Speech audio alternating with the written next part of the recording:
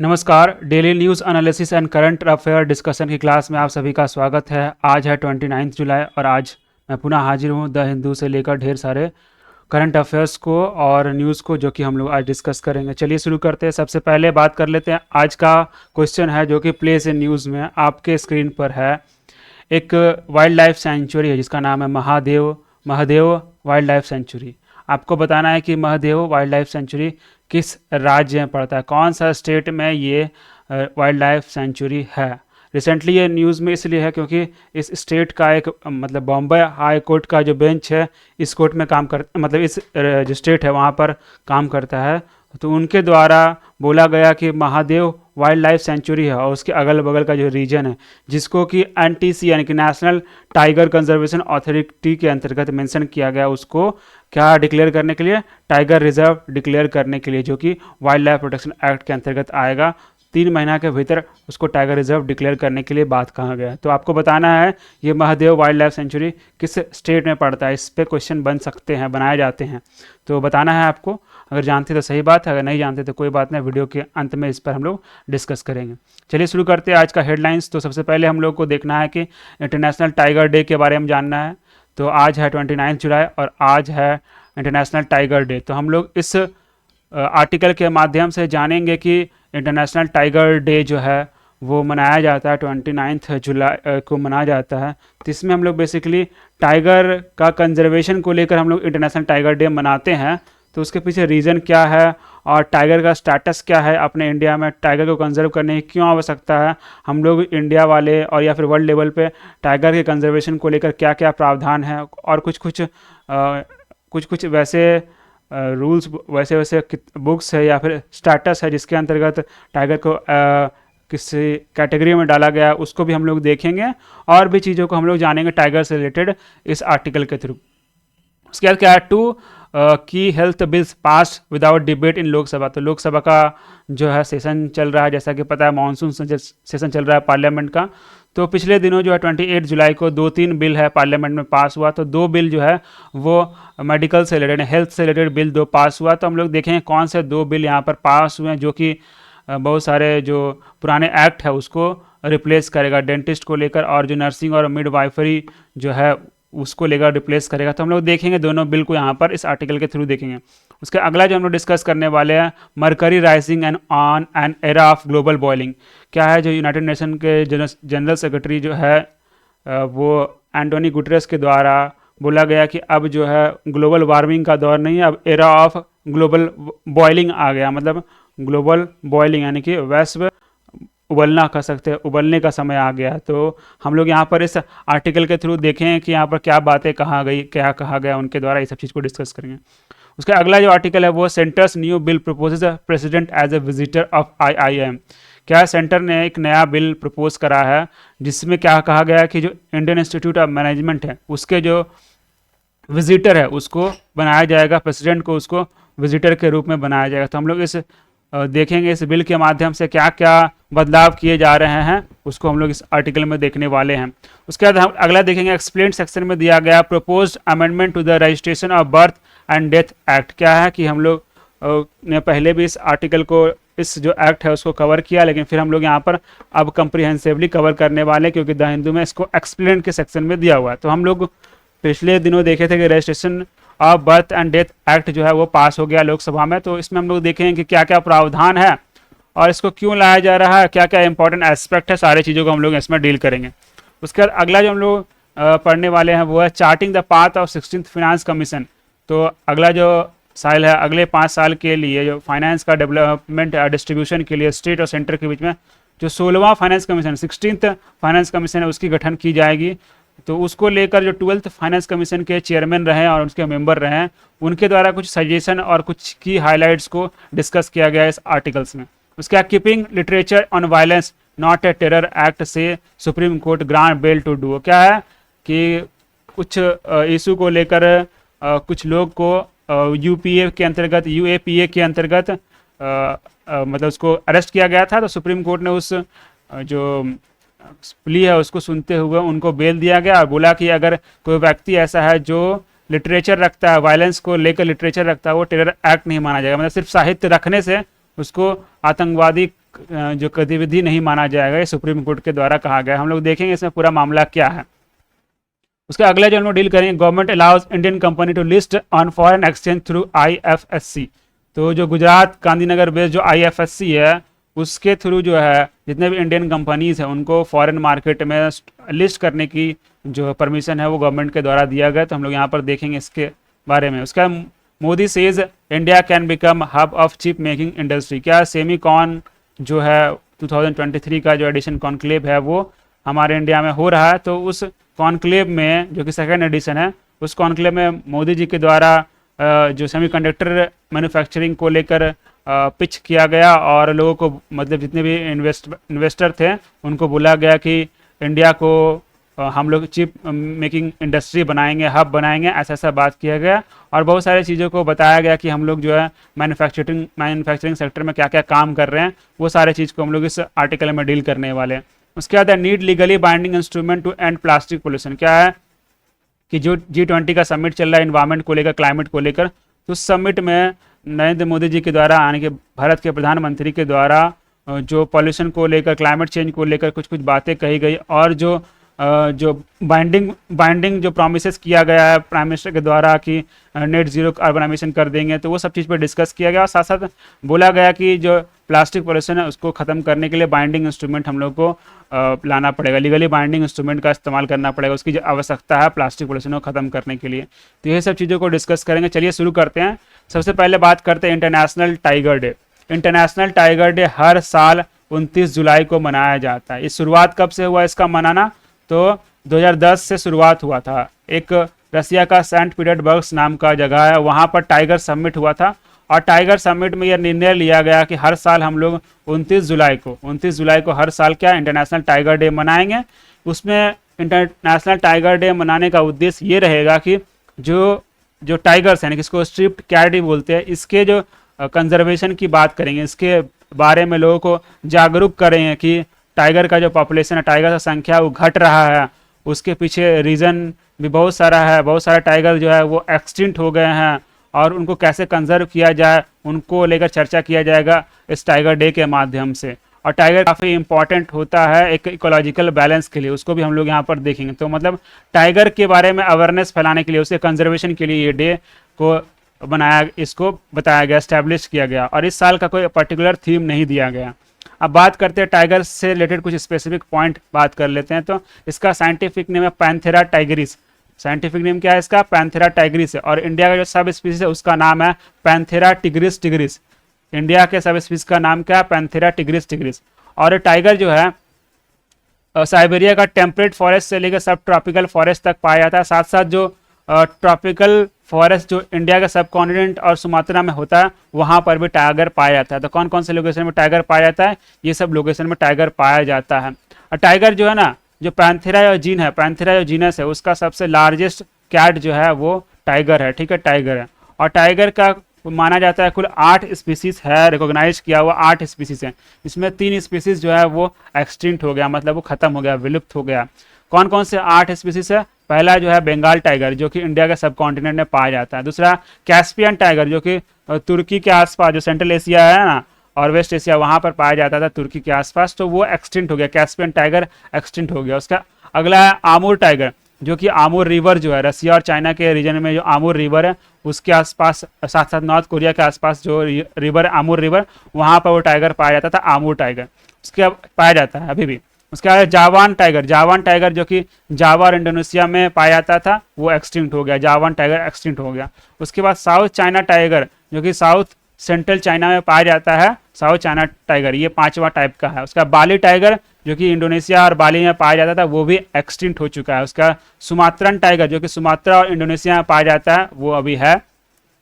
उसका Indo Chinese tiger, जो कि जो साउथ ईस्ट चाइना का जो कॉन्टिनेंट है उस एरिया में पाया था, इंडो चाइनीज टाइगर। तो कुल मिलाकर 8 तरह के स्पीसीज है, सब स्पीसीज है टाइगर के, सब स्पीसीज है टाइगर का। ठीक है, उसमें से 3 एक्सटिंक्ट हो चुका है। तो ये टाइगर के बारे में थोड़ा सा चीज़ था। अब देखिए टाइगर का थ्रेट क्या है। टाइगर का थ्रेट, सबसे पहला थ्रेट ये है कि उसका जो हैबिटेट है, हैबिटेट जिस जगह पर रहते हैं उसका डिस्ट्रक्शन हो रहा है, मतलब जंगलों की कटाई हो रहा है और जंगल काट काट के जंगल छोटा किया जा रहा है। और साथ साथ टाइगर का पोचिंग होता है, शिकार भी होता है। तो यही सब उसका थ्रेट है। अगर प्रोटेक्शन स्टेटस की बात करें तो टाइगर को अलग अलग जगह पे अलग अलग प्रोटेक्शन स्टेटस दिया गया। अगर हम लोग इंडिया का वाइल्ड लाइफ प्रोटेक्शन एक्ट 1972 की बात करें तो टाइगर जो है शेड्यूल 1 में आता है। शेड्यूल 1 जो है सबसे रेस्ट्रिक्टेड शेड्यूल है, मतलब इस शेड्यूल के अंदर कोई भी अगर एनिमल रखा गया तो वो पूरी तरह से कंजर्व किया जाएगा, उसको रेस्ट्रिक्ट किया जाएगा, किसी तरह का कोताही उसके छेड़छाड़ नहीं किया जाएगा। उसके बाद international union for conservation of nature यानी कि IUCN का जो रेड डेटा बुक होता है उस रेड लिस्ट में इसको इंडेंजर्ड की कैटेगरी में डाला गया है। ठीक है, इंडेंजर यानी कि सेकंड हाईएस्ट जो कंजर्वेशन कैटेगरी है वो मिला है टाइगर को। उसके बाद अगर convention on international trade in endangered species of wild fauna and flora यानी कि साइट, इसको शॉर्ट में बोलते हैं साइट, उसके अंतर्गत अपेंडिक्स 1 में आता है। मतलब टाइगर जो है कुल मिलाकर उसका प्रोटेक्शन स्टेटस काफ़ी बढ़िया है, मतलब उसको काफ़ी ज़्यादा प्रोटेक्शन प्रोवाइड किया गया है। अब देखिए इंडिया ने अभी तक टाइगर के कंजर्वेशन के लिए क्या क्या किया। तो 1973 में प्रोजेक्ट टाइगर स्टार्ट किया गया था, जो कि ministry of environment forest and climate change यानी कि MOEFCC का अंडर काम करता है। इसको लॉन्च किया गया था और ये प्रोजेक्ट ने काफ़ी बेहतर काम किया। और स्टार्टिंग में जब ये प्रोजेक्ट टाइगर की स्थापना की गई थी तो अराउंड 1411 के आसपास 2006 में ये टाइगर था। अब जो बढ़ के प्रोजेक्ट टाइगर के अंतर्गत 3000 के से प्लस जो है टाइगर हो गया, तो प्रोजेक्ट टाइगर काफ़ी सक्सेसफुल हुआ। उसके एंटी CA की स्थापना की गई यानी कि नेशनल टाइगर कंजर्वेशन अथॉरिटी की स्थापना की गई। ये क्या है, स्टैच्यूरी बॉडी है, यानी कि वही ministry of environment and forest climate change के अंतर्गत स्टैच्यूरी बॉडी है। इसको 2005 में स्टैब्लिश किया गया था। ठीक है, और टाइगर टास्क फोर्स बनाया गया था, उसी के रिकमेंडेशन में बनाया गया था। तो नेशनल टाइगर कंजर्वेशन अथॉरिटी पूरी तरह से भारत के अंदर जो टाइगर कंजर्वेशन का जितना ये काम है वो ये अथॉरिटी देखती है। उसके बाद कंजर्वेशन एस्यूड टाइगर स्टैंडर्ड भी बनाया गया, जो जितना भी टाइगर साइट्स हैं, टाइगर कंजर्वेशन साइट है या टाइगर रिजर्व है, उसके स्टैंडर्ड को चेक करती है, उसके मैनेजमेंट का काम करती है। ये जो स्टैंडर्ड है कंजर्वेशन एस्यूड टाइगर स्टैंडर्ड है, CATS इसको बोलते हैं। और भी बहुत सारे चीज़ें की गई हैं, जैसे कि recently prime minister Narendra Modi के द्वारा इंटरनेशनल बिग कैट अलायंस की स्थापना की गई है, जिसमें जितने भी बड़े बड़े कैट्स हैं, इसमें सिर्फ टाइगर नहीं, चीता हो गया और भी चीज़ें हैं, उनको भी कंजर्व करने की बात करी गई। तो ये इंडिया एस्पेक्ट हो गया।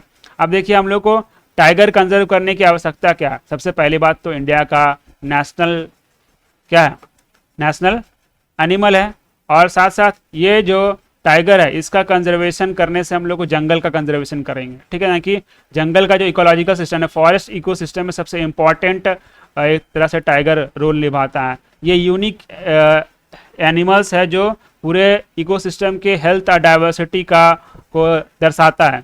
अगर टाइगर की कमी हो जाएगी तो क्या होगा, जैसे टाइगर जो है फूड चेन की बात करें तो फूड चेन में टाइगर क्या सबसे ऊपर वाला चेन के अंतर्गत आता है। फूड चेन में एपेक्स प्रेडेटर है, टॉप प्रेडेटर है। तो अगर टाइगर और जितने ये सब जो एनिमल है वो खत्म हो जाएंगे तो क्या होगा, जितने भी हार्बीवोरस जानवर है उसकी संख्या बढ़ जाएगी, और हार्बीवोरस जानवरों की संख्या बढ़ जाएगी तो क्या होगा, जितने भी जो मतलब जो हर्ब्स है यानी कि जो प्लांट्स है वो सब खत्म कर देंगे। तो इस तरह से इकोलॉजिकल इम्बैलेंस हो जाएगा ना। तो इकोलॉजिकल बैलेंस बनाने के लिए टाइगर्स जो हो गए वो काफ़ी इंपॉर्टेंट होता है। ठीक है, तो ये था कुल मिलाकर टाइगर कंजर्व करने के पीछे का रीज़न।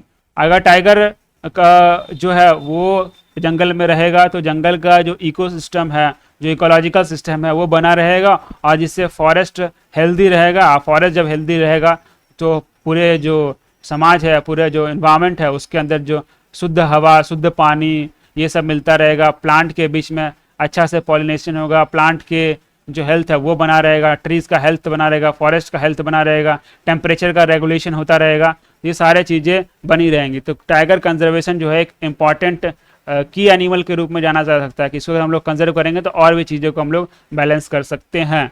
अब देखिए इंडिया में टाइगर को कंजर्व करने के लिए कितने रिजर्व हैं।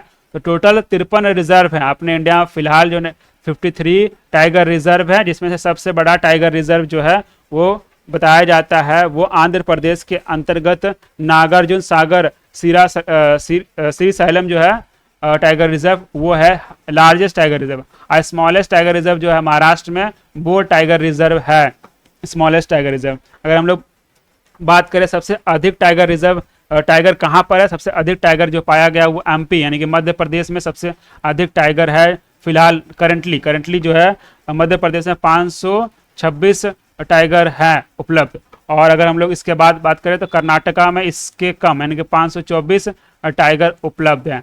ठीक है, और अगर हम लोग बात करें करंटली टोटल इंडिया में 2023 का जो टाइगर सेंसस हुआ था उसमें टोटल कितना टाइगर है, तो करंटली अप्रैल 2023 के डेटा के अकॉर्डिंग 3167 यानी 3167 टाइगर इंडिया में मौजूद है, जो कि पूरे वर्ल्ड का 75% 75% टाइगर अकेला इंडिया के पास है, जिसमें से 526 मध्य प्रदेश में है, 524 कर्नाटका में है। अगर हम लोग टाइगर की बात करें तो टाइगर रिजर्व की बात करें तो टाइगर रिजर्व जो है टोटल 53 टाइगर रिजर्व अपने इंडिया में है, जो कि 7500 किलोमीटर स्क्वायर के एरिया में फैला है, जो कि अपने इंडिया का टोटल अगर ग्रॉस अगर एरिया की बात करें टोटल एरिया की बात करें तो अराउंड 2.4% का एरिया में हमारे इंडिया में टाइगर रिजर्व है। ठीक है, और टाइगर की संख्या की बात भी कर रहे थे हम लोग। टाइगर की संख्या इस टाइगर रिजर्व में कुल मिलाकर कितना है, 3167 है। वही अगर हम लोग इसकी संख्या बात करें 2006 में कितना था, इसके बारे में पहले ही बताया गया। 2006 में ये मात्र 1411 के आसपास था, और प्रोजेक्ट टाइगर का इस्तेमाल करके और भी जो इनिशिएटिव है गवर्नमेंट के द्वारा लिया गया, और अभी अगर 2023 में बात करें तो कितना हो गया, 3167 हो गया हमारा भारत में टाइगर की संख्या। और टाइगर रिजर्व में सबसे पहले टाइगर रिजर्व की बात करें तो सबसे पहला टाइगर रिजर्व जो है वो जिम कॉर्बेट जो नेशनल पार्क है उसी के अंतर्गत जिम कॉर्बेट जो टाइगर रिजर्व है, जिसकी स्थापना 1973 में ही की गई थे 1973 में ही की गई थी। जो प्रोजेक्ट टाइगर है उसी इनिशिएटिव के अंतर्गत स्थापित की गई थी। और अभी जो टाइगर रिजर्व जो जिम कॉर्बेट टाइगर रिजर्व है इसका नाम बदल करके रामगंगा टाइगर रिजर्व या रामगंगा नेशनल पार्क कर दिया गया। तो ये था कुल मिलाकर टाइगर को लेकर इंडिया के एस्पेक्ट से। तो हम लोगों ने ये जो इंटरनेशनल टाइगर डे में कुल मिलाकर जितना भी टाइगर से जुड़े हुए चीज एग्जाम में पूछे जाते हैं लगभग सभी को हम लोगों ने डिस्कस करा है। अब चलिए अगले जो न्यूज़ की तरफ बढ़ते हैं। अगला न्यूज़ हम लोगों को डिस्कस करना है कि जो पार्लियामेंट यानी कि लोकसभा में दो जो इंपॉर्टेंट बिल्स हो गया हेल्थ को लेकर। पहला बिल का नाम है पहला बिल का नाम है national nursing and midwifery commission bill ये, और दूसरा नेशनल डेंटल कमीशन बिल। ये दो बिल जो है लोकसभा में बिना डिबेट किए हुए पास हो गया। चलिए देखते हैं ये सब बिल क्या है। तो national nursing midwifery commission bill जिसको NNMC बोला जा रहा है, ये ऐसा बिल है। और जो दूसरा जो बिल है नेशनल डेंटल कमीशन बिल 2023, ये दो बिल है जो लोकसभा में पास हो गया मानसून सीजन में। दोनों क्या करेगा, पहला जो बिल है national nursing midwifery commission bill, जिसको हम लोग शॉर्ट में NNMC बोलते हैं, ठीक है, और दूसरे को बोल लेते हैं NDCB, ठीक है, NDCB या फिर NDC, ठीक है, शॉर्ट में बोलते हैं। तो चलिए जो NNMC है पुराना नर्सिंग काउंसिल एक्ट था 1947 का, उसको रिपील करेगा, और साथ साथ क्या करेगा, ये जो national nursing midwifery commission bill है वो प्रोवाइड करेगा रेगुलेशन और मेंटेनेंस। हमारे देश में जितने भी नर्सरिंग और मिडवाइफरी प्रोफेशनल्स है ना उसको रेगुलेट करेगी ये बिल, और साथ साथ उसके स्टैंडर्ड को मेंटेन करने का काम करेगी, उसके जो एजुकेशन है उसको स्टैंडर्ड को मेंटेन करने का काम करेगी, उसके सर्विसेज को मेंटेन करने का काम करेगी, और साथ साथ जो इंस्टीट्यूशन है जो तैयार करती है नर्सिंग स्टाफ्स को और मिडवाइफरी स्टाफ को तैयार करती है, उस स्टाफ के जो इंस्टीट्यूशन है उसको भी रेगुलेट करने का काम करेगी, और साथ साथ नेशनल और स्टेट रजिस्टर बनाएगी इन सारे स्टाफ को लेकर। साथ साथ इस जो नर्सिंग स्टाफ हो गया और मिडवाइफरी जो सर्विसेज हो गया उसको इम्प्रूव करने के लिए उसमें रिसर्च हो गया, डेवलपमेंट हो गया, इंफ्रास्ट्रक्चर को लेकर जो साइंटिफिक एडवांसमेंट हो गया, सारे चीज़ को मैनेज करने का काम यही national nursing and midwifery commission करेगी, ठीक है। और साथ साथ ये जो national nursing and midwifery commission की स्थापना भी करेगा, यानी NNMC भी बनाया जाएगा इस बिल के द्वारा, ठीक है, जो कि पुराना नर्सिंग काउंसिल एक्ट को रिप्लेस करेगा, ठीक है। अगर हम लोग अभी करेंटली अगर डेटा की बात करें 2021 के डेटा के अकॉर्डिंग हमारे भारत में कितना नर्सिंग पर्सनल्स है ना कि 33.41 लाख, यानी कि 33 लाख के आसपास जो है हमारे देश में नर्सिंग पर्सनल्स है, ठीक है, नर्सिंग पर्सनल्स है हमारे देश में टोटल, जो कि काफ़ी कम है। जो अगर हम लोग रेशियो की बात करें तो 2.06 या 2.03 पर 1000 के आसपास नर्सिंग स्टाफ उपलब्ध है। और वही अगर अगर हम लोग ग्लोबल स्टैंडर्ड की बात करें जो रखा गया WHO के द्वारा वो 3:1000 है, यानी कि हर 1000 पे 3 नर्सिंग स्टाफ होने चाहिए, लेकिन हमने इंडिया में बहुत कम है। ठीक है, तो इसकी बढ़ाने की आवश्यकता है। दूसरा जो बिल है नेशनल डेंटल कमीशन बिल, जो कि पुराना जो नेशनल डेंटल जो बिल है उसको रिप्लेस करेगा और नेशनल डेंटल कमीशन बनाएगा, जो अगेन क्या करेगा, नेशनल डेंटल कमीशन जो है जो जो वैसे व्यक्ति जो डेंटिस्ट है उनके प्रोफेशन को रेगुलेट करेगा, साथ साथ डेंटल एजुकेशन का क्वालिटी को बढ़ाएगा, अफोर्डेबल डेंटल एजुकेशन मिलेगा, साथ साथ जो व्यक्ति डेंटिस्ट्री प्रैक्टिस करते हैं और जो कस्टमर होते हैं उसको बढ़िया हाई क्वालिटी का सर्विस मिले और हाई क्वालिटी का ओरल जो हेल्थ केयर सिस्टम जो कि ग्लोबल स्टैंडर्ड का मिले, वो सब चीज़ को ध्यान में रखते हुए इस डेंटल कमीशन बिल को लाया गया। उसमें वैसे ऐसे प्रावधान है जिसमें डेंटिस्ट की पढ़ाई को लेकर भी मैनेज किया जाएगा और डेंटिस्ट का सर्विस को लेकर भी मैनेज किया जाएगा। अगर हम लोग डेटा की बात करें तो अभी गवर्नमेंट डेटा के अकॉर्डिंग हमारे देश में 2.89 लाख ही रजिस्टर्ड डेंटिस्ट है, 2.89 लाख डेंटिस्ट ही रजिस्टर्ड है। ठीक है, तो ये था कुल मिलाकर जो 2 बिल है जो कि लोकसभा में पास हुआ उसको लेकर। अब हम लोग बढ़ते हैं अगला न्यूज़ की तरफ। अगला न्यूज़ है mercury rising on an era of global boiling.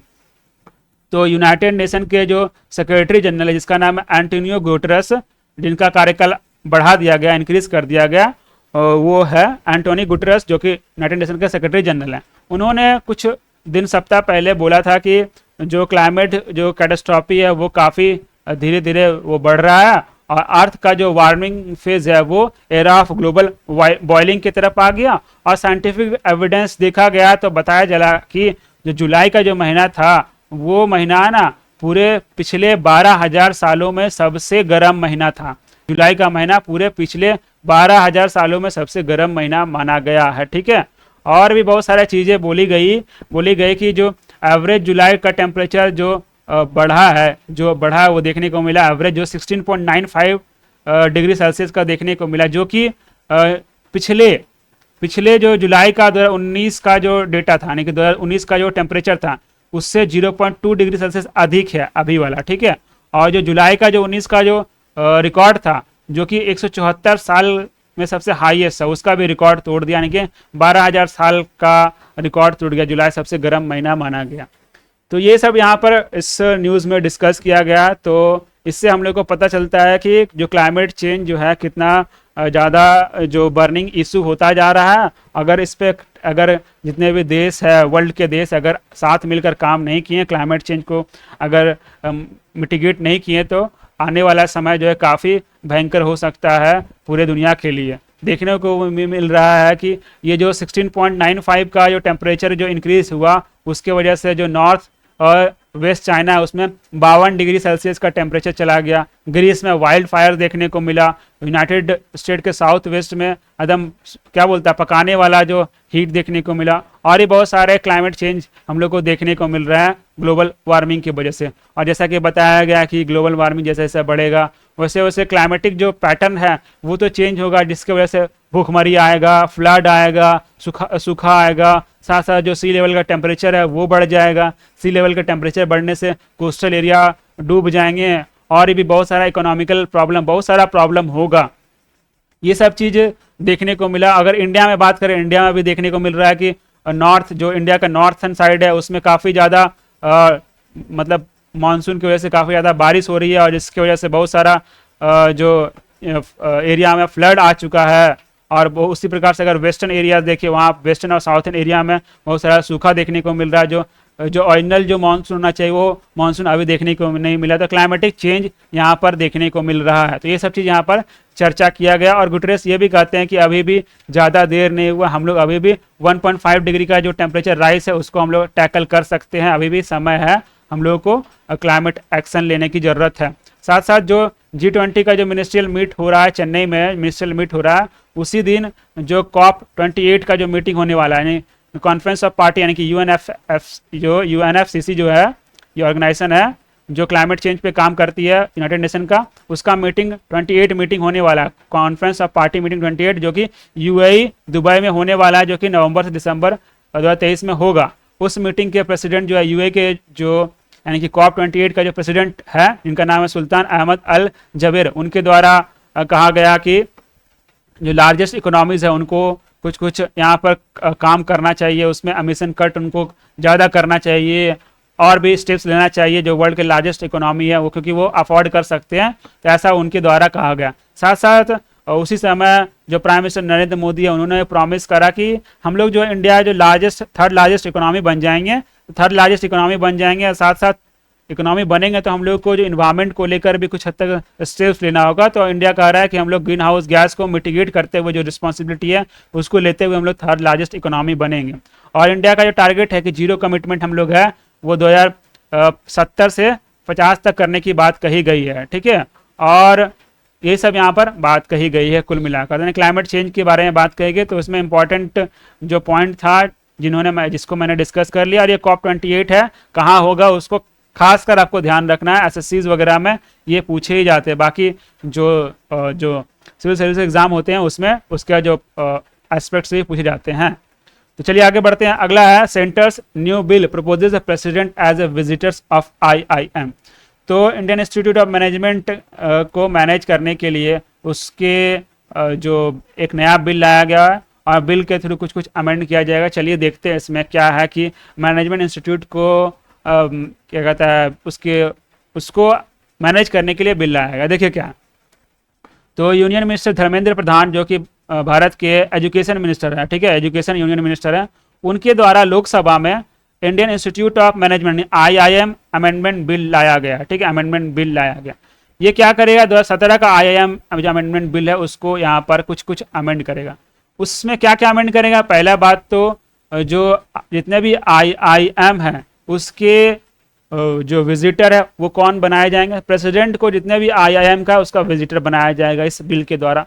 दूसरा बात है कि जो इस बिल के द्वारा प्रपोज किया गया है कि ये विजिटर को पावर होगा कि जितने भी IIMs के बोर्ड ऑफ गवर्नर्स है जो कि मैनेज करता है पूरे IIM को, तो वो जो बोर्ड ऑफ गवर्नर्स है उसका चेयरपर्सन किसके द्वारा नॉमिनेट होगा, तो विजिटर के द्वारा नॉमिनेट होगा। विजिटर कौन होगा, तो भारत का जो प्रेसिडेंट होगा वो होगा।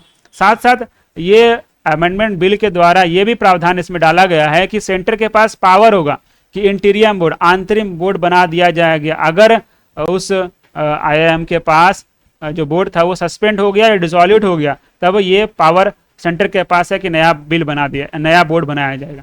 साथ साथ इसमें और भी प्रावधान है, जैसे कि national institute of industrial engineering जो मुंबई में है उसको बदल दिया जाएगा, किसमें, उसको बदल दिया जाएगा Indian institute of management Mumbai, यानी कि नया IIM मुंबई मिलेगा, ठीक है, ये बिल में बताया गया। और भी कुछ बहुत सारे जो सेक्शंस हैं उसमें बदलाव किया जाएगा, तो उसको भी हम लोग देखते हैं। सबसे पहले सेक्शन 10 में बदलाव किया जाएगा। सेक्शन 10 जो है उसमें बदलाव किया जाएगा और जो चेयरपर्सन है बोर्ड का उसमें डाला जाएगा, chairperson of the board shall be nominated by visitor and to empower the government to constitute an interim board in case of suspension of dissolution of said board governors. यहाँ पर यही बताया गया कि सेक्शन 10 में बदलाव करके ये पावर जो है वो विजिटर को दिया जाएगा कि बोर्ड ऑफ गवर्नर्स का चेयरपर्सन कौन नॉमिनेट करेगा, तो विजिटर नॉमिनेट करेगा। साथ साथ सेक्शन 10 में बदलाव करके यही पावर दिया जाएगा सेंट्रल गवर्नमेंट को कि वो इंटीरियम बोर्ड बनाए जब भी अगर सस्पेंशन हो या डिसॉल्यूशन होगा बोर्ड ऑफ गवर्नर्स का।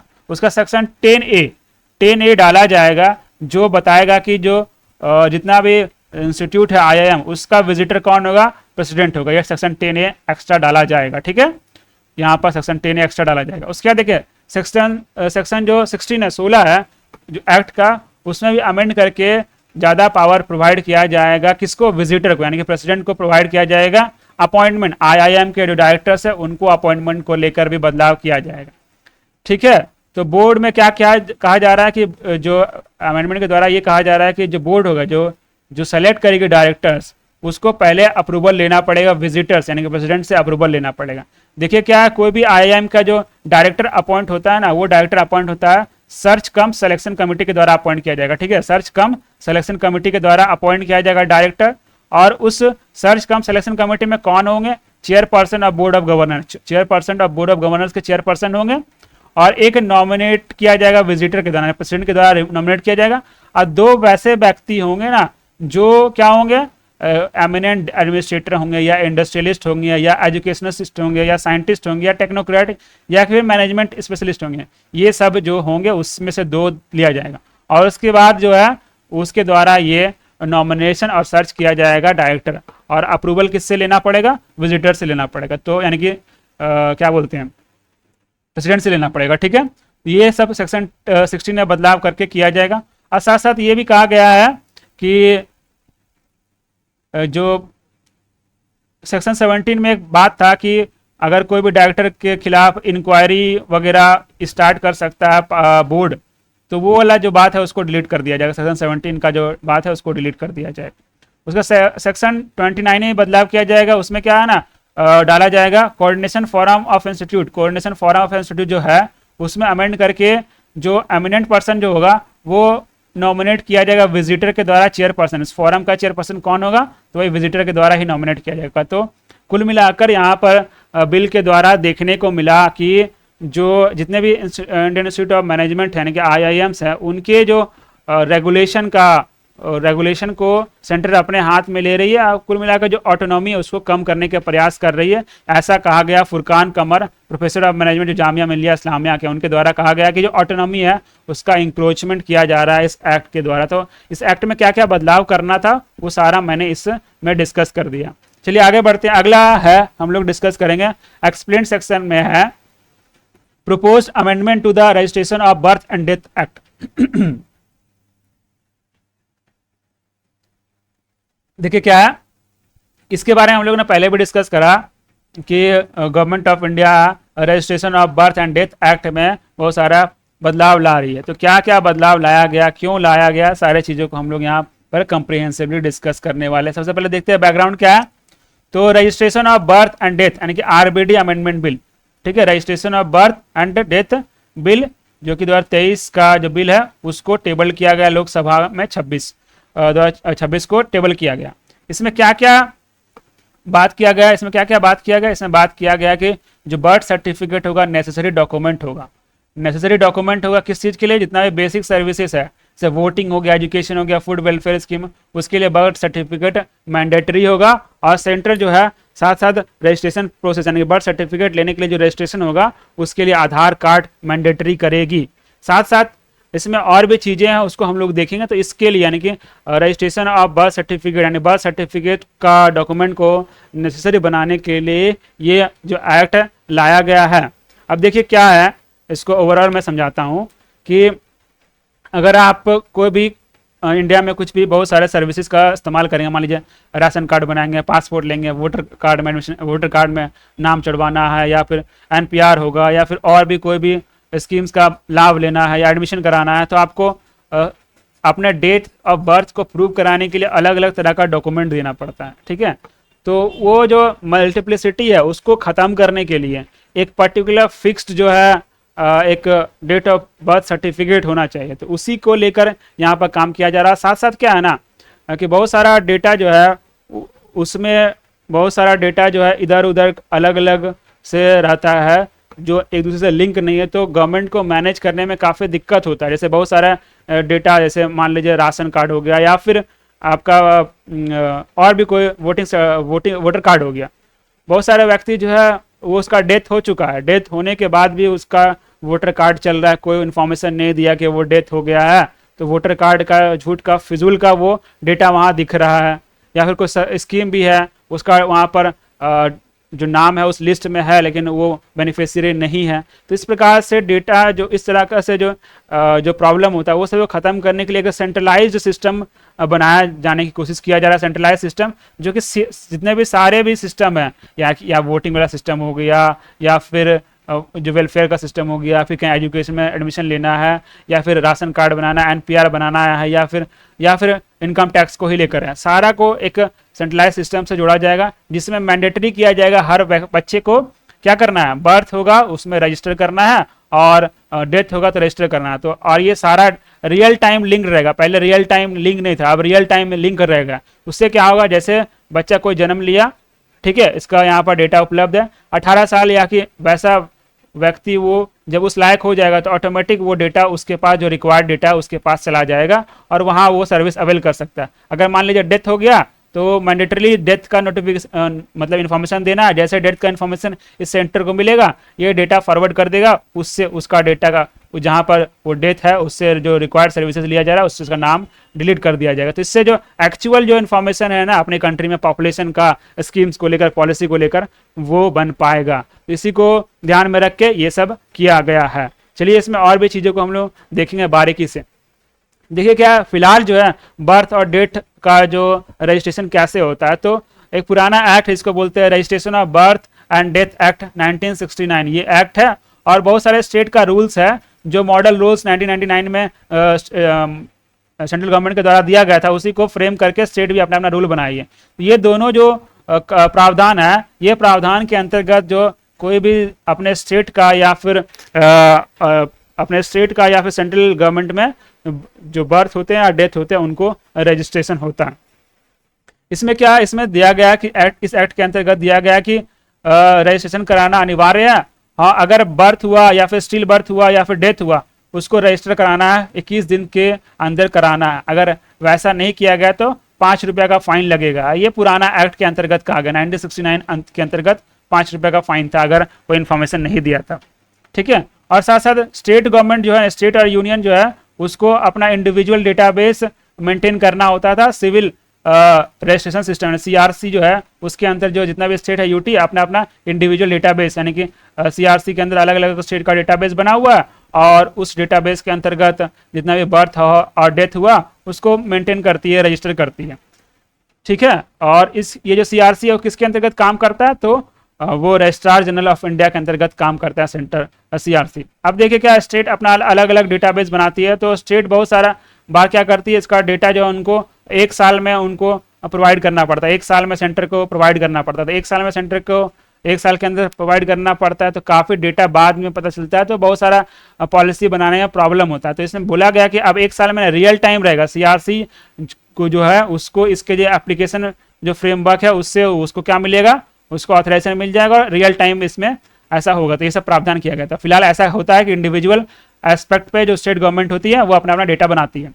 और अगर देखा जाए तो अभी जो बर्थ और डेथ का जो रजिस्ट्रेशन है उसकी संख्या बढ़ी है, उनकी परसेंटेज बढ़ी है। यहाँ पर डेटा में बताया गया है कि अगर हम लोग 10 की बात करें, 10 में 82.4% रजिस्ट्रेशन हुआ था और वही 92.7% हो गया 19 में, यानी कि 82.4% लोगों ने बर्थ का रजिस्ट्रेशन कराया था और 92% हो गया वो कब, 2019 में। उसी प्रकार से डेथ का जो रजिस्ट्रेशन है वो 66.4% था, वो बढ़कर 92% हो गया। तो ये इंक्रीमेंट इसलिए देखने को मिला कि गवर्नमेंट के द्वारा बहुत सारा स्कीम्स लाया जा रही है, तो उस वेलफेयर स्कीम का फ़ायदा लेने के लिए बर्थ सर्टिफिकेट का आवश्यकता पड़ता है। तो इसीलिए लोगों ने जो है एनरोलमेंट रजिस्ट्रेशन करना शुरू किया। साथ साथ लोगों के बीच में जागरूकता भी आ रही है सब जानकारी को लेकर, इसी कारण लोग रजिस्टर करा रहे हैं, अपना बर्थ और डेट को रजिस्टर करा रहे हैं। साथ साथ जो पॉपुलेशन की संख्या बढ़ रही है इसकी वजह से भी और भी रजिस्ट्रेशन देखने को मिल रहा है।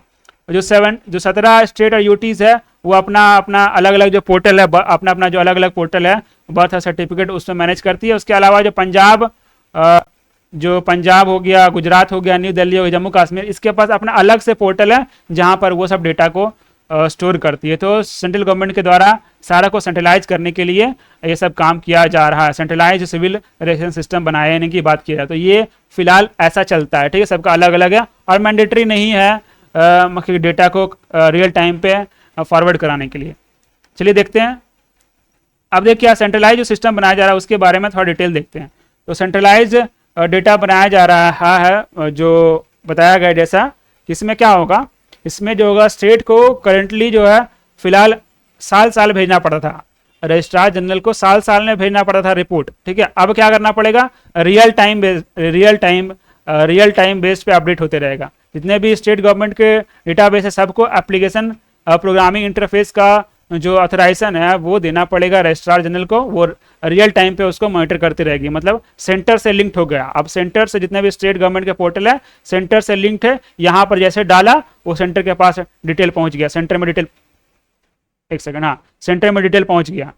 ठीक है, तो एक तरह से वो रियल टाइम डेटा उपलब्ध होते रहेगा, हम लोग को प्रति समय पता चलता रहेगा कि हमारे देश में कितना बच्चे जन्म लिए, कितने लोगों की मृत्यु हुई, और प्रति समय हम लोग को पता चलते रहेगा सारा डेटा, तो हम लोग आराम से पॉलिसी या फिर और भी चीज़ों को इस्तेमाल कर सकते हैं।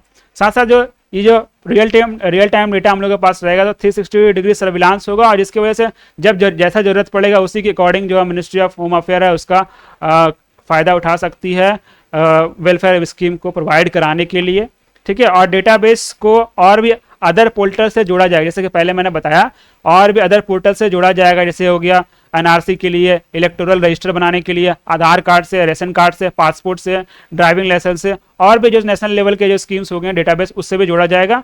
और ये सब काम करने के लिए सेक्शन 3A इसमें जोड़ा जाएगा। अब देखिए सारा पोर्टल जुड़ गया, बर्थ सर्टिफिकेट और डेथ सर्टिफिकेट से जुड़ गया। अगर मान लीजिए किसी बच्चे को बच्चे का जन्म हुआ, उससे सर्टिफिकेट मिलेगा, वही सर्टिफिकेट का इस्तेमाल करके और भी डॉक्यूमेंट बनाया जाएगा। अगर मान लीजिए किसी का डेथ हुआ और उसमें जानकारी दिया गया, RGI को जानकारी दिया कि डेथ हुआ, जैसे यहाँ डेथ हुआ उससे जुड़े हुए जितने भी डॉक्यूमेंट है उसका कैंसिल करने में सुविधा होगा, जिससे हम लोग को एक्चुअल जो बेनिफिशियरी है उसकी बारे में पता चल जाएगा। देखिए क्या है ना कि जो NPR डेटा है, NPR जो हो गया नेशनल जो पॉपुलेशन रजिस्टर बनाने के लिए सेंसस का डेटा चाहिए, बर्थ सर्टिफिकेट, बर्थ और डेथ का डेटा चाहिए, तो जो NPR को जो ये सब जो बर्थ एंड रजिस्ट्रेशन वाला जो डेटा है उससे जोड़ने में एक एक्ट है जो बाधा आ रहा है। एक्ट का नाम है सेंसस एक्ट 1948। वो बोलता है कि नहीं, जो सेंटर का और जो स्टेट का को है ना इंडिविजुअल डेटा जो है सेंसस का वो नहीं प्रोवाइड किया जाएगा। तो इस एक्ट में कुछ बदलाव किया जाएगा ताकि सेंटर और स्टेट जो है वो डेटा इस्तेमाल कर सके सेंसस का, ठीक है। और साथ साथ जो ये बात पहले मैंने बताया गया कि जो बर्थ सर्टिफिकेट जो एक तरह से मेनली पासपोर्ट होगा पूरी तरह से जीवन का। बर्थ सर्टिफिकेट जो बनाया जाएगा नया जो बनेगा ड्राफ्ट बिल के बाद, वो एक तरह से पूरे जीवन का पासपोर्ट होगा। कोई भी काम करना है तो उसका इस्तेमाल होगा ही होगा, या तो वोटिंग के लिए सर्टिफिकेट बनवाना है, वोटर ID कार्ड बनाना है, या एडमिशन कराना है स्कूल में, या मैरिज का रजिस्ट्रेशन कराना है, वो सारा में वो एक तरह से काम देगा। अब देखिए क्या आधार क्या इसमें इंपॉर्टेंट रोल निभाएगा, तो हाँ आधार इसमें रोल निभाएगा। बर्थ और डेथ रजिस्ट्रेशन में है ना आधार का अनिवार्यता को बढ़ाया गया है। ये जो इन्फॉर्मेशन जो है जो सेक्शन 8 डाला जाएगा, अमेंड करके सेक्शन 8 में अमेंडमेंट किया जाएगा और बोला जाएगा कि जितने भी इन्फॉर्मेशन देने वाले हैं, यानी कि इन्फॉर्मेशन देने वाले लोग हैं, उनको आधार कार्ड अपना देना पड़ेगा, आधार नंबर प्रोवाइड कराना पड़ेगा। अगर कोई बच्चा जन्म लिया, कोई जन्म लिया है तो उसके पेरेंट को या फिर जो इन्फॉर्मेंट जो जानकारी दिया उसको अपना आधार नंबर देना पड़ेगा। अगर कोई व्यक्ति अगर डिसीज हो गया, मर गया, तो उसके पेरेंट को या फिर उसके हस्बैंड को या फिर उसके वाइफ को या फिर कोई उसका इन्फॉर्मेंट है उनको देना पड़ेगा आधार नंबर, ठीक है। तो ये आधार मैंडेटरी के बारे में बात किया जा रहा है सेक्शन 8 में। तो फॉर्मर जो DGI हैं उन्होंने कहा, जो जिनका नाम है K नारायण उन्नी, उनके द्वारा ये कहा गया कि ये जो आधार का मैंडेटरी वाला बात है ये सिर्फ नाम मात्र का है। पहले से गवर्नमेंट बहुत सारा सर्कुलर और ऐसा जो गाइडलाइंस के थ्रू है ना डेटा मैंडेटरीली लेते ही आधार नंबर ले ही रही है। तो सिर्फ एक तरह से ऑफिशियल काम कर दिया गया आधार को लेकर यहाँ पर बिल में अमेंडमेंट के द्वारा। अब देखिए क्या और भी क्या अमेंडमेंट किया जा रहा है, ये सब जो मैंने पहले बताया उसके अलावा और भी बहुत सारे अमेंडमेंट इस बिल में देखने को मिल रहे हैं। क्या क्या अमेंडमेंट है, पहला जो ओल्डेस्ट मेल जो वर्ड था ना उसको रिप्लेस कर दिया गया, ओल्डेस्ट पर्सन से रिप्लेस कर दिया गया। समझ में आ रहा होगा क्यों रिप्लेस किया गया, ताकि जो इंडिविजुअल का रिस्पॉन्सिबिलिटी और बढ़ाया जाए इन्फॉर्मेशन बढ़ाने में। अगर ओल्डेस्ट मेल है तो ओल्डेस्ट मेल हो गया तो बस स्पेसिफिक मेल हो गया ना, तब ओल्डेस्ट पर्सन कर दिया गया तो मेल फीमेल दोनों, यानी कि जो इंडिविजुअल रिस्पॉन्सिबिलिटी हो गया इन्फॉर्मेशन देने का वो जिम्मेदारी अब और ज़्यादा हो गया, यानी कि ज़्यादा लोग आ जाएंगे, मेल अब फीमेल भी आ सकती है, ठीक है।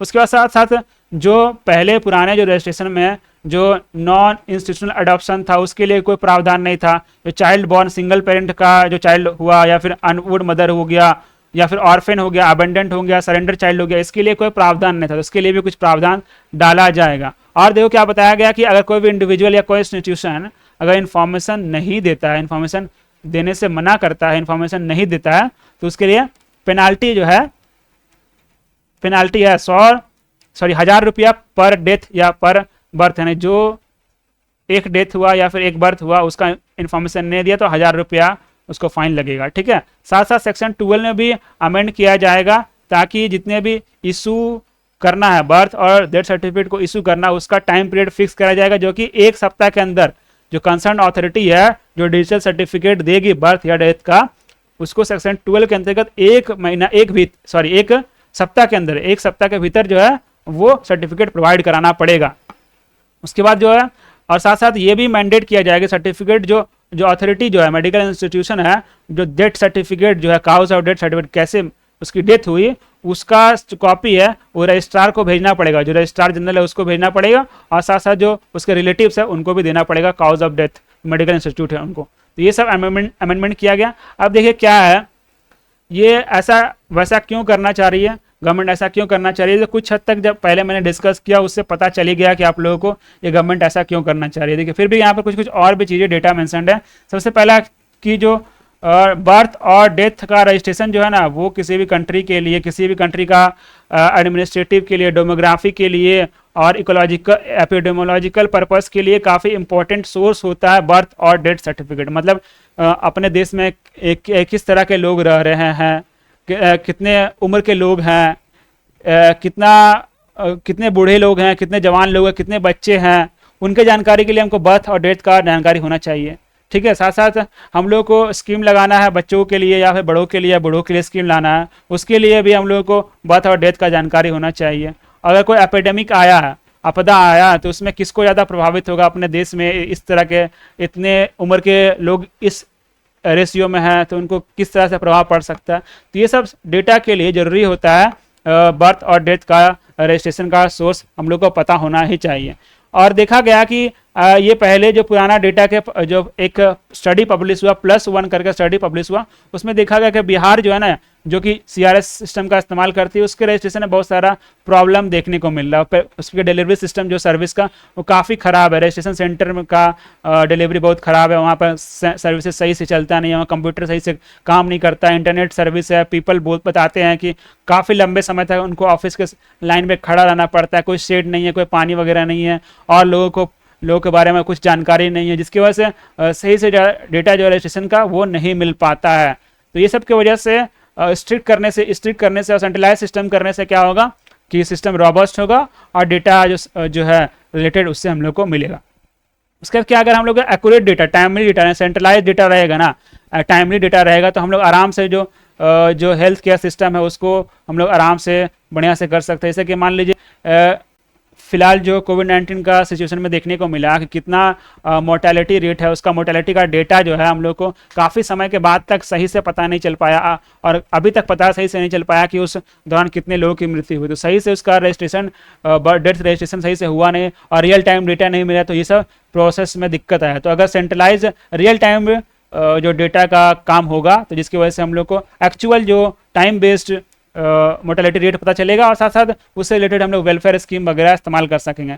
तो ये सेंट्रलाइज सिस्टम पे काम करना इंडिया पहले भी देख चुकी है, बहुत सारा एक्सपेरिमेंट कर चुकी है, जैसे कि सर्वम नाम का जो कि यूनिफाइड बेनिफिशियरी डेटाबेस है, जिसके अंतर्गत NPR को, बर्थ और डेथ रजिस्ट्रेशन का डेटाबेस को, सोशियो इकोनॉमिक सेंसस का, PDS का, नरेगा, पेंशन, LPG सबको जोड़ा गया, और जो टारगेट बेनिफिशियरी उसको फाइंड किया गया। साथ साथ जो नेशनल इंटेलिजेंस ग्रिड जो है, जिसको नेट ग्रिड बोलते हैं, जिसके अंतर्गत बहुत सारा 20 पॉपुलेशन डेटा को लिंक किया गया है, और जिसमें जो डेटा को लिंक करके जितने भी जो क्रिमिनल्स होते हैं या फिर कोई भी व्यक्ति हो गया, उनका ओवरऑल जो बैकग्राउंड है वो निकालने के लिए काम आता है। तो यहाँ पर बताया गया कि ये पहले भी इस तरह से इंटीग्रेटेड डेटाबेस का इस्तेमाल करके काम किया गया है। तो ये सब यहाँ पर बताया गया है। अब देखिए कि एक्सपर्ट लोग क्या कहते हैं, कुछ इसमें कुछ परेशानी भी है क्या। तो एक्सपर्ट लोग कुछ कहते हैं कि सबसे पहली बात ये कह रहे हैं कि बहुत सारे ऐसे लोग हैं जो डॉक्यूमेंट प्रोवाइड नहीं करा पाएंगे। ठीक है, डॉक्यूमेंट प्रोवाइड नहीं करा पाएंगे तो वो लोग क्या हो जाएंगे, वो डॉक्यूमेंट नहीं प्रोवाइड करा पाएंगे तो वो एक तो या तो छूट जाएंगे, या फिर क्या होगा, जो वैसा एजेंसी जो फैसिलिटेट करेगी रजिस्ट्रेशन प्रोसेस को ना, वो क्या करेगी, वो एक तरह से ब्राइब लेगी या फिर एक्सप्लॉइट करेगी पर्सन को रजिस्टर कराने के लिए। मान लीजिए एग्जांपल, किसी बच्चे का जन्म लिया, उसके पास कोई एक्चुअल बर्थ सर्टिफिकेट मतलब मेडिकल सर्टिफिकेट नहीं है, सर्टिफिकेट वो कहीं से नहीं प्राप्त कर पाएगा और रजिस्ट्रेशन कराना ज़रूरी है। तो प्राप्त मेडिकल सर्टिफिकेट लेने के लिए जो मेडिकल सर्टिफिकेट इशू करने वाला जो अथॉरिटी है, वो बोलेगा कि हम बिजी हैं, अभी ये प्रॉब्लम है वो प्रॉब्लम है, उसको रजिस्ट्रेशन करने में परेशानी होगा और जो कि उसको फ़ाइन इम्पोज कराना पड़ सकता है, फ़ाइन लग सकता है। तो उसके डर से वो जल्दी से रजिस्ट्रेशन कराने के लिए मेडिकल सर्टिफिकेट जो अथॉरिटी है उससे उसको ब्राइब करेगा, या फिर जो सेंटर जिस सेंटर पे जाके वो रजिस्टर कराएगा वो बोलेगा कि हमको जो फ्री ऑफ कॉस्ट होना चाहिए। जैसे बिहार में देखने को मिला कि फ्री ऑफ कॉस्ट रजिस्ट्रेशन होता है, लेकिन जो सेंटर होती है जो ऑनलाइन काम करेगी वो उससे पैसे ले लेगी। तो ये सब चीज़ देखने को मिल सकता है। साथ साथ ये बोला गया कि ये सब जो बर्थ और डेथ रजिस्ट्रेशन जो डेमोग्राफी का रिपोजिटरी जो होगा उसमें बहुत सारे अगर डेटा जो है डॉक्यूमेंट गलत डॉक्यूमेंट प्रोवाइड कर दिया गया, मतलब डॉक्यूमेंट सही प्रोवाइड किया गया लेकिन कुछ एरर, टेक्निकल एरर की वजह से बहुत सारे लोग क्या हो सकते हैं, छूट सकते हैं। बहुत सारे टेक्निकल एरर की वजह से बहुत सारे जो चीज़ें हैं वो छूट सकते हैं। जैसा कि देखा गया कि पिछला एनआरसी में बहुत सारे 19 लाख पीपल जो छूट गए थे वो टेक्निकल इशू की वजह से, ठीक है। और भी बहुत सारा जो हाल में देखा गया आधार और वोटर आईडी कार्ड लिंक की वजह से जो अपडेट करते हैं उनके कुछ एरर की वजह से या फिर सिस्टमेटिक एरर की वजह से बहुत सारे लोग 55 लाख वोटर को डिलीट कर दिया गया सिस्टम से। ये सब देखने को मिला। साथ साथ और ये बात ये कहा गया कि जो प्राइवेसी है वो ज़्यादा देखने को, प्राइवेसी का जो हनन है वो देखने को मिल सकता है और जो सर्विलांस जो है वो ज़्यादा हो जाएगा जनताओं का। और इंडिया के पास अभी फ़िलहाल जो प्राइवेसी को लेकर वो अभी अपने पास बिल नहीं है। तो ये सब यहाँ पर बात कही गई। साथ साथ ये भी कहा गया कि अगर जो सेंट्रलाइज सिस्टम है वो रॉबस्ट नहीं है, यानी कि मजबूत नहीं है, उसमें सिक्योरिटी ब्रीच आराम से किया जा सकता है। देखने को मिला कि CRS जो सिस्टम है उसका लॉगिन आईडी या पासवर्ड पब्लिक डोमेन में 2000 रुपये में बिकता है। साथ साथ देखने को मिला कि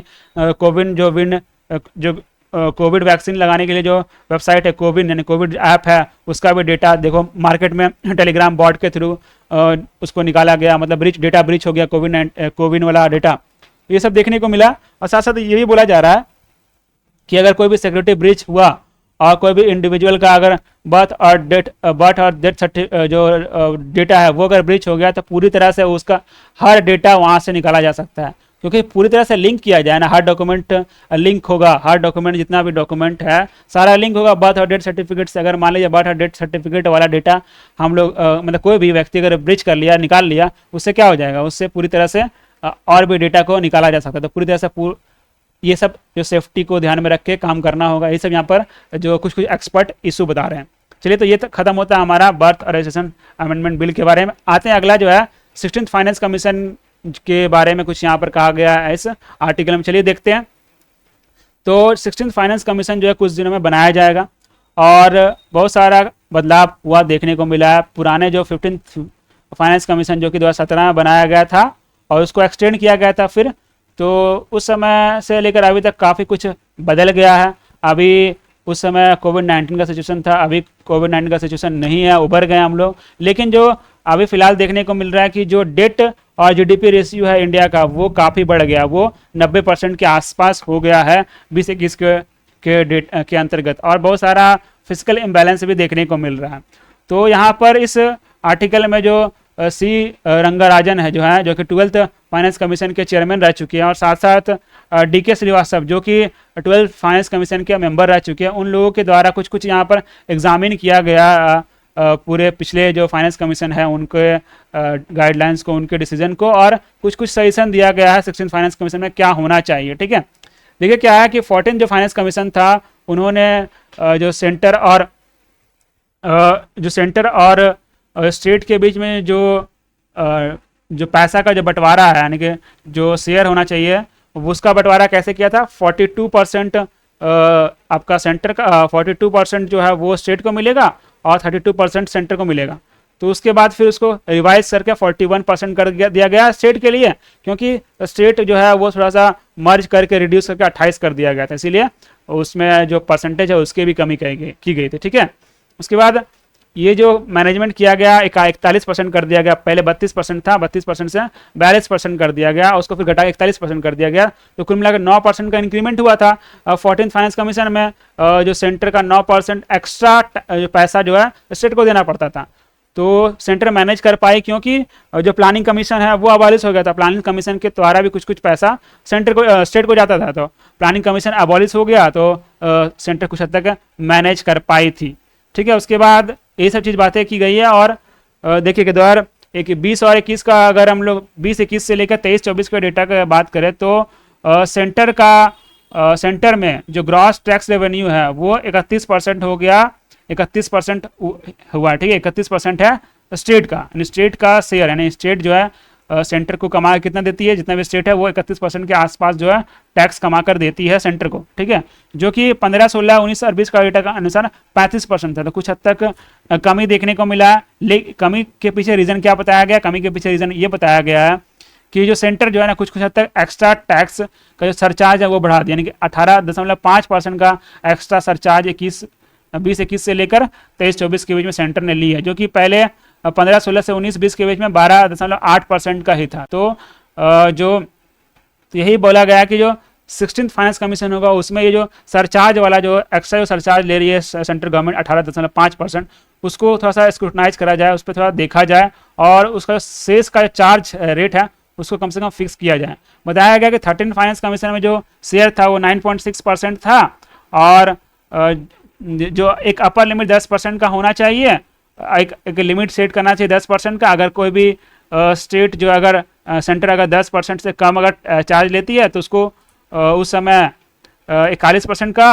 41% का शेयर देगी। अगर 10% या 10% से कम अगर सरचार्ज ले रही है सेंटर तो 41% का जो पैसा शेयर है वो सेंटर देगी स्टेट को। लेकिन अगर वो 10% से अधिक अगर सरचार्ज ले रही है तो 42% शेयर देगी स्टेट को। तो ये सब यहाँ बात कहा गया और साथ में कुछ और ही बात कही गई है। उससे पहले ये बताया गया कि जो फाइनेंस कमीशन जो शेयर का यानी कि जो पैसे की जो बंटवारा करती है, जो फाइनेंस का डिवीजन करती है सेंटर और स्टेट के बीच में, क्या क्या प्रावधान देखकर करती है, तो पॉपुलेशन को देखकर करती है, पर कैपिटा इनकम को देखती है, एरिया को देखती है उस स्टेट का, फॉरेस्ट कवर, डेमोग्राफिक चेंज, ये सब को देखकर सेंटर स्टेट के बीच में जो डिवीजन है, जो शेयर है किया जाता है वो फाइनेंस का।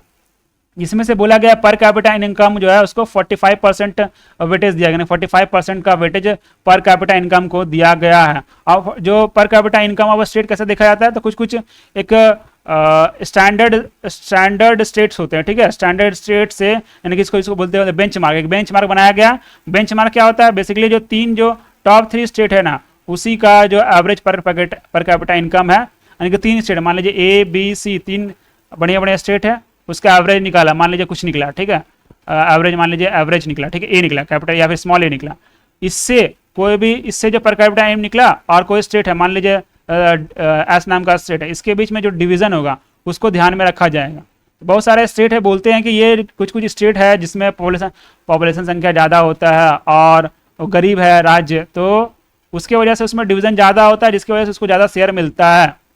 और क्योंकि परसेंटेज जो है वेटेज जो है 45% है पर कैपिटा इनकम का, इसके अकॉर्डिंग तो हम लोग को थोड़ा सा हम लोग जो है ज़्यादा रेवेन्यू बना कर देते हैं सेंटर को, लेकिन हम लोग को पैसा कम मिलता है। वैसा स्टेट है जो अब पैसा काफ़ी कम बना के दे रहा है लेकिन फिर भी उसको पॉपुलेशन ज़्यादा है और भी चीज़ों की वजह से उनको पैसा ज़्यादा मिल जाता है। तो ये सब की वजह से बोला गया है कि जो इसमें कुछ रिड्यूस करना चाहिए, 40% वेटेज करना चाहिए, 45% वेटेज को कम करके 40% वेटेज करना चाहिए। यही सब यहाँ पर बात कही गई। और कुछ कुछ बात कही गई कि थोड़ा सा जो इक्वलाइजेशन प्रिंसिपल है उस पर ध्यान देना चाहिए, जिसपे पॉपुलेशन, एरिया, डिस्टेंस ये सब पर ध्यान देना चाहिए। और भी कुछ रिकमेंडेशन कहा गया है कि रिकमेंडेशन ये कहा गया है कि अभी अगर हम लोग डेट और GDP रेशियो की बात करें, जो कि अगर 2020 और 21 की बात करें तो फिलहाल का तो डेट GDP रेशियो 90% हो गया, लेकिन इससे पहले 89.9% डेट GDP रेशियो था, जिसमें से स्टेट का जो अपना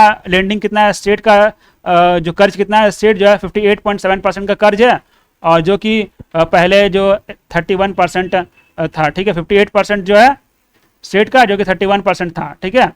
अब देखिए क्या है, इसमें से जो physical responsibility budget management FRBM norms है उसके अंतर्गत बोला गया 40 और 20 दिया गया था 2018 के अमेंडमेंट के अकॉर्डिंग। लेकिन अगर फिजिकल डेफिसिट की बात करें, ये देखिए 40 और 20% का रेट बताया गया कि 40% जो होना चाहिए वो किसका होना चाहिए, सेंटर का होना चाहिए, उससे अधिक नहीं होना चाहिए, और 20% स्टेट का होना चाहिए GDP और डेट GDP रेशियो। लेकिन यहाँ पर अभी फिलहाल जो अगर 20-21 की बात करें तो 58.1% यानी काफ़ी अधिक है, जो बताया गया नॉर्म्स है 40% उससे अधिक है, यानी कि 18.7% अधिक है। उसी प्रकार से स्टेट के लिए भी 11% अधिक है।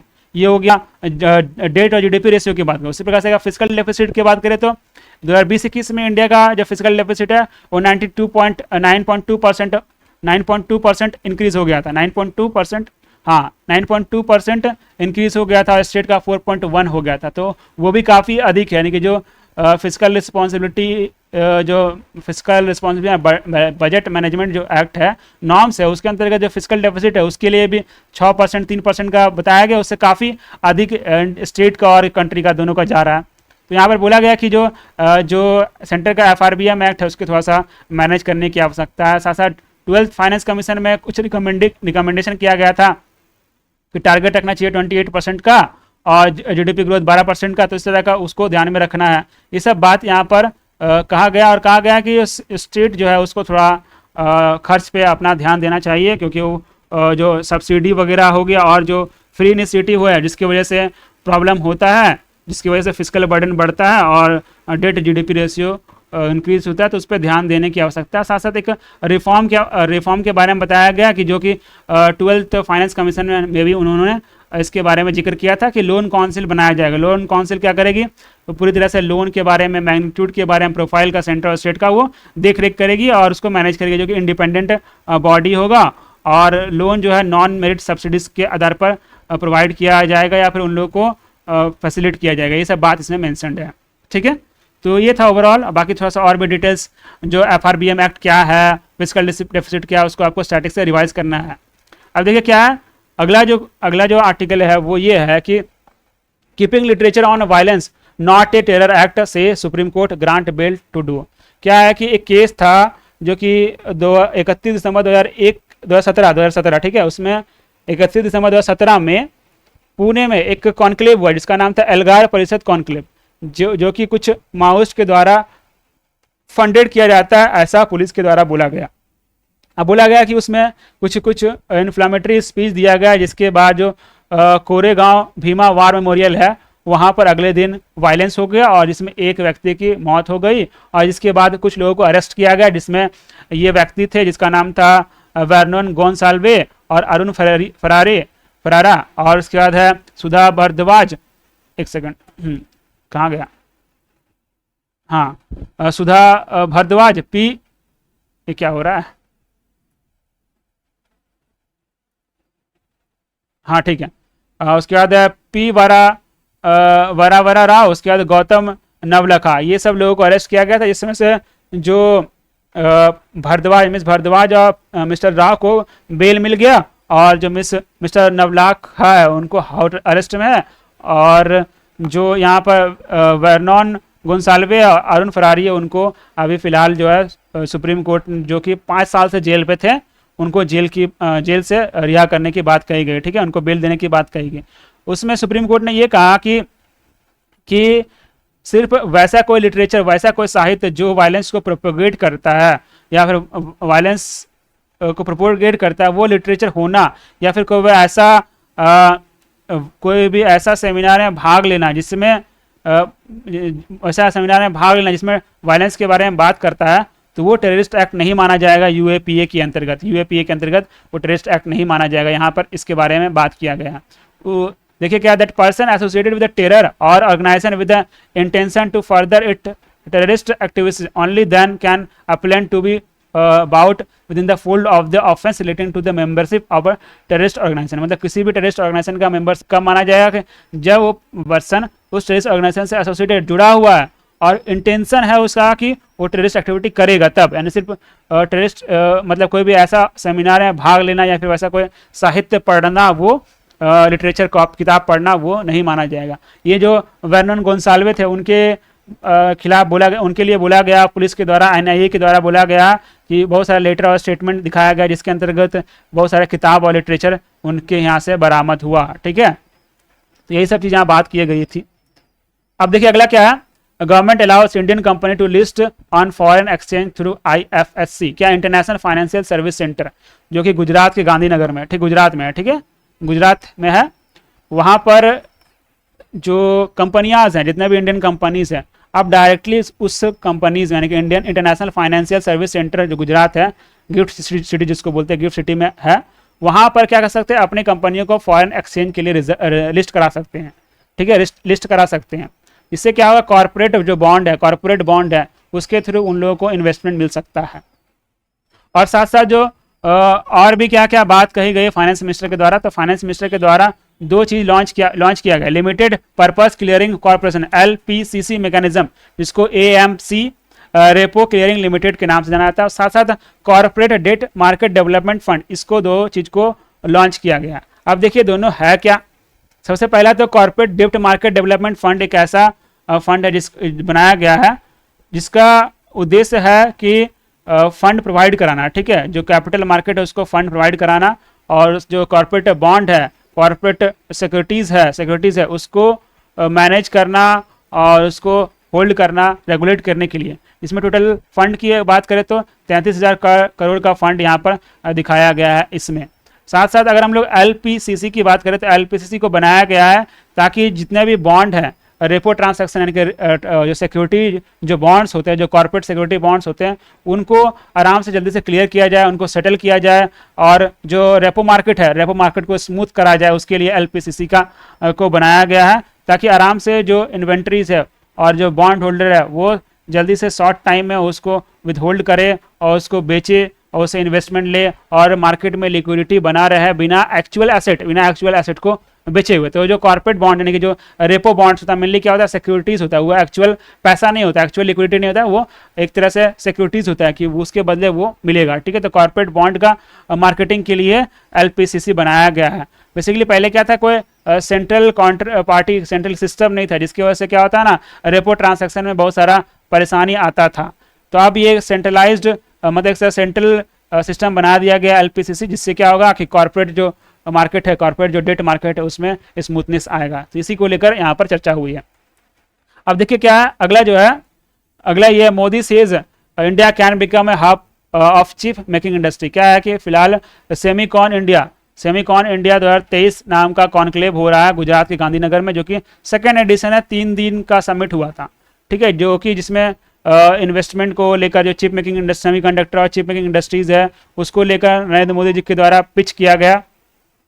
बोला गया कि अपने इंडिया में हम लोग ये सब काम कर रहे हैं, जैसे कि कुछ इंपॉर्टेंट चीज़ को हाईलाइट करें, जैसे कि जो इंटरनेट पेनिट्रेशन है, फाइबर इंफ्रास्ट्रक्चर है, कंट्री के डाउन टूडन के पास गया है, इंडिया के पास टैलेंट है, ह्यूज मार्केट है, उसके अलावा बहुत सारा कॉर्पोरेट टैक्स सिस्टम को भी हम लोग फ्रेंडली बना दिए हैं। ये सब बात करते हुए इन्वेस्टमेंट को लेकर पिच करे हैं उस सेमीकॉन इंडिया 2023 में। इसके अलावा भी और भी चीज़ें यहाँ पर बात कही गई है कि इंडिया को हम लोग एक जो सेमीकंडक्टर हब है, चिप मेकिंग इंडस्ट्री बनाएंगे, ठीक है। पहले पूछा जाता था कि क्यों हम लोग इंडिया में इन्वेस्ट करेंगे, ऐसा नरेंद्र मोदी जी के द्वारा बोला गया कि हम लोग पहले ऐसा पूछा जाता था लोगों से कि वाई इन्वेस्ट इन इंडिया, लेकिन अब ऐसा पूछा जाएगा क्वेश्चन कि why not to invest in India. ये सब बात यहाँ पर जिक्र किया गया और देखा गया कि सेमीकॉन इंडिया जो कॉन्क्लेव था उसके अंतर्गत यूएस के चिप मेकर, जिसका नाम है एडवांस माइक्रो डिवाइस यानी AMD,